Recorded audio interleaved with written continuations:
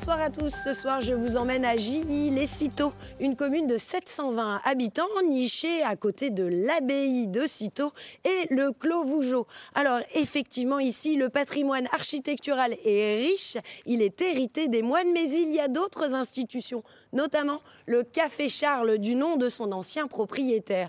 Il a malheureusement fermé dans les années 80, laissant les habitants désœuvrés. Mais grâce à 3 natifs du village, depuis le mois d'octobre, les volets bleus ont rouvert. Allez, je vous emmène à la visite. Ici, bistrot, là-bas, boulangerie, cave. On est parti.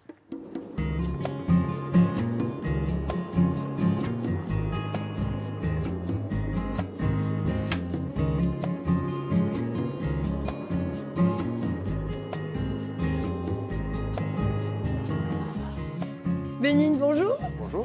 Bon alors, l'aventure ici, c'est un peu un rêve de gosse, revoir le café que vous avez connu quand vous étiez petit? Ouais, c'est un peu ça. Moi j'ai grandi ici, on y venait tout le temps en famille, mais ma famille était depuis très longtemps. Et j'ai connu ce village avec tout simplement de la vie. En fait, c'est-à-dire, il y avait la fête foraine, il y avait la fête du village sur la place devant, ça bougeait, tout le monde se connaissait. Et j'en suis parti, je suis revenu vivre ici il y a quelques années, et j'ai pas retrouvé cette ambiance, cette âme en fait, qu'il y a dans les villages. Et c'était devenu un village dortoir, comme beaucoup aujourd'hui malheureusement, comme énormément en France. Mais du coup, j'avais envie de remettre quelque chose, une âme dans ce village. Et en plus, cet endroit était parfait parce que c'était déjà un bar avant, historiquement. C'était déjà quelque chose, l'emplacement était idéal, c'est la place du village qui vit. Et il y avait toute cette histoire-là. C'est un café je ne sais plus depuis combien de temps d'ailleurs. Eh bien, on a Jean à nos côtés. Bonjour Jean. Bonjour.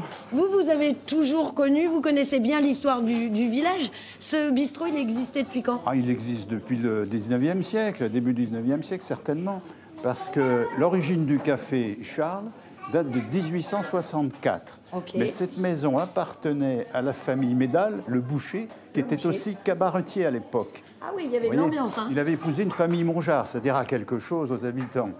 Et puis donc, après, c'est la famille Charles qui s'occupe de ce café. Et je signale 1913, la prise de possession de ce café par André Charles. D'accord. Qui va vivre longtemps, et dont le fils, Max Charles, sera aussi le cafetier et le maire du village. Ah oui, j'ai cru comprendre qu'ici, il y avait le maire, il y a eu des conseils municipaux, des choses comme ça qui se passaient. Des grosses réunions politiques. C'est pas des conseils municipaux, c'est la mairie qui les accueille. Ici, c'était des réunions publiques, politiques. Politiques. Et plutôt républicaines, si vous voulez. Alors, au début du 19e siècle, vous savez qu'il y a eu la querelle entre les églises et l'État, qui a abouti à la fameuse loi de 1905. Et il y avait ici des réunions de discussion qui étaient assez animées. Et c'est ainsi qu'on a la description très, très exacte du café à l'époque. Les réunions se tenaient au premier étage, puis elles se terminaient en bas après. Et après, en bagarre voilà. Sur le parvis.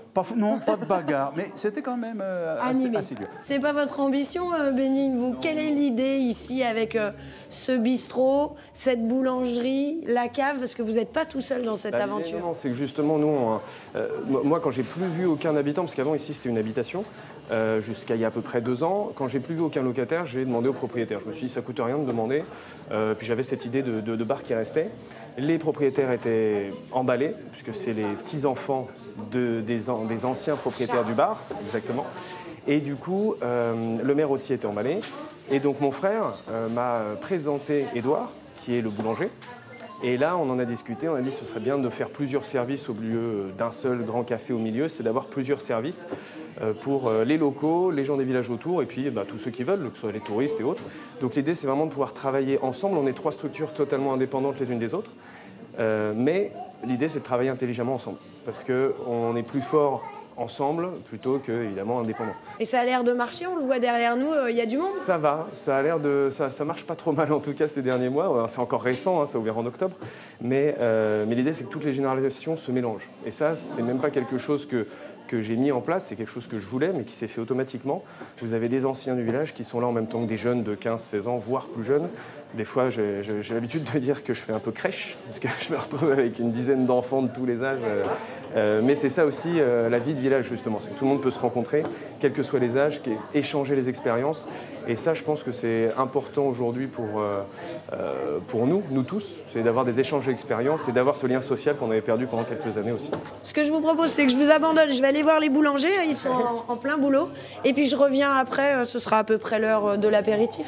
Parfait. À tout à l'heure. À tout à l'heure.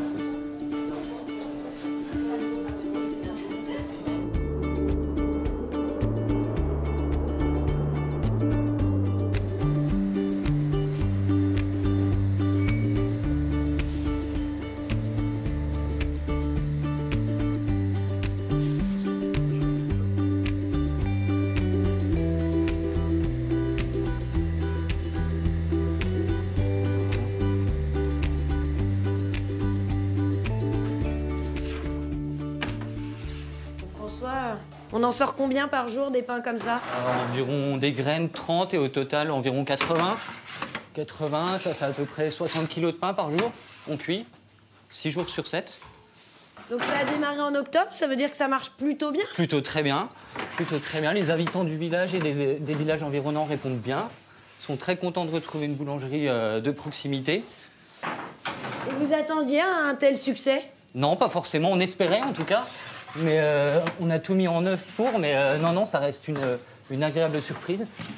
Et la boulangerie est nouvelle, mais vous êtes des petits nouveaux aussi, en fait. Aussi. Reconvertis depuis 3 ans. Donc c'est notre première vraie affaire. Ouais. Et on a appris sur le tas en reconversion professionnelle à 33 ans pour ma part et un peu plus de 40 ans pour Édouard. Qu'est-ce qui vous a donné envie? Donner envie, c'est de faire un métier qui avait plus de sens, surtout. Plus de sens pour moi, plus de sens aussi pour un certain idéal, pour un certain monde. Et voilà, faire quelque chose de ses mains et être utile à la société, aux gens. Et en plus, essayer de retrouver au maximum un lien de proximité. Voilà. Génial! Édouard, bonjour. Bonjour. C'est grâce à vous, ça? C'est vous qui êtes le petit natif de JI? Oui, la petite graine. La petite graine. Oui. Comment c'est arrivé, en fait, ce projet ici, à côté du café? C'est parti déjà d'un rêve de gosse, de faire du pain. Ouais. Et surtout de le partager. Allez au boulot en même temps, on merci. s'arrête pas. Ouais, pour la brioche. Et ensuite, donc, j'ai commencé avec François le CAP à Mercurey Jean Lameloise. Ouais. Et on a démarré chez moi, dans mon garage, si je puis dire. Pendant le Covid? Pendant le Covid, on faisait partie des métiers essentiels. C'est pour ça qu'on a pu suivre la formation et ensuite vendre sur 20 puis 35 familles à Gilles-les-Citeaux. Ouais. Et ensuite, on a mis plus d'ambition grâce à Bénigne et Joseph qui ont été aussi le déclencheur de l'installation ici dans cette maison chez Charles. On est en train de prouver avec François que de ses mains, de sa passion, on peut vivre et on peut aussi faire rayonner tout un village. Et on le voit avec Bénigne au café, Joseph à la cave, François et moi au pain. On dit que c'est possible à tout le monde. Je pense que le message de fond avec François qu'on veut passer, c'est ça. C'est possible. Regardez.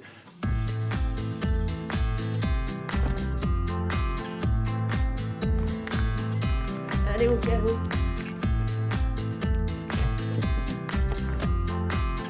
Voilà. Bonjour.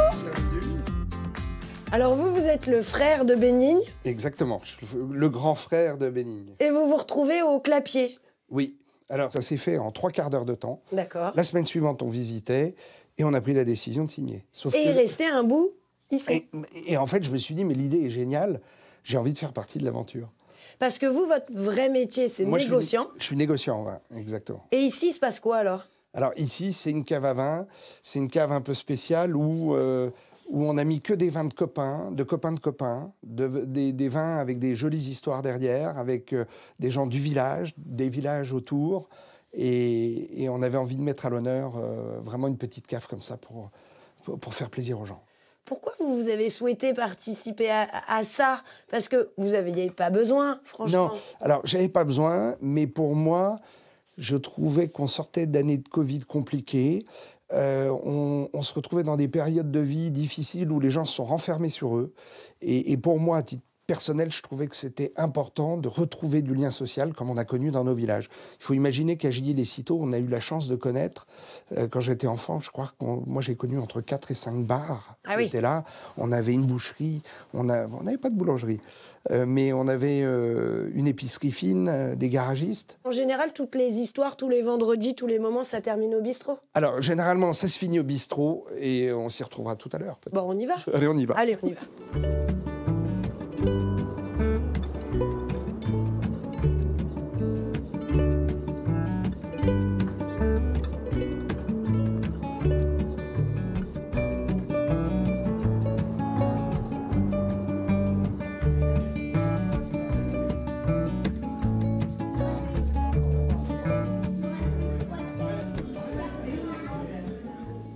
Bonsoir. Bonsoir, madame.